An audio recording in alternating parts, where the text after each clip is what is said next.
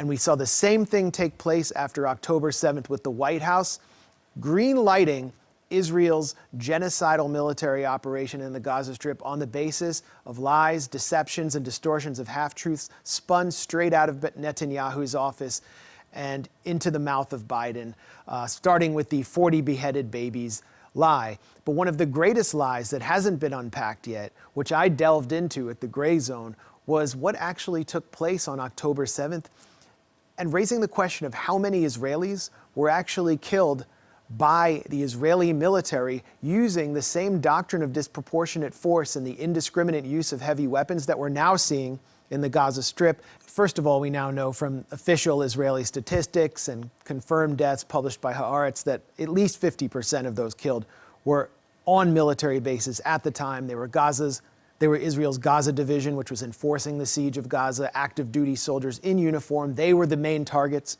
of the Hamas commando division, their elite units. And U.S.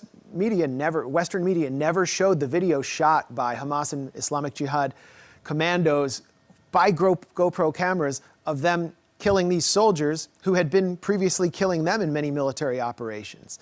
They turned to the killing of civilians or Israeli non-combatants in order to create political space for what was to come next, the Israeli operation inside Gaza.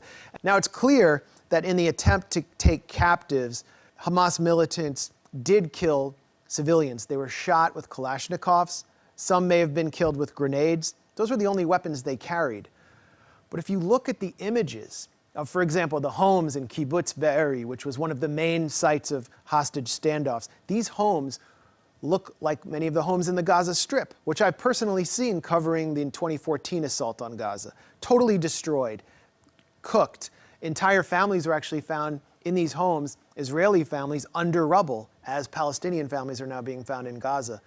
If you look at cars which were fleeing the Nova Electronic Music Festival, these cars were completely charred, melted, and many of the bodies that were found inside were also charred. And all of these images were taken and presented to Western media in various screenings and through these websites as casualties of Hamas's savagery, that they burned people alive, that they burned entire families alive. And what's absolutely clear and confirmed is that the Israeli military shelled these homes in Kibbutz Be'eri with tanks under orders from the top to, as one kibbutz security coordinator named Tuval Eskapa put it, to shell the homes on top of their occupants, even if they were Israeli.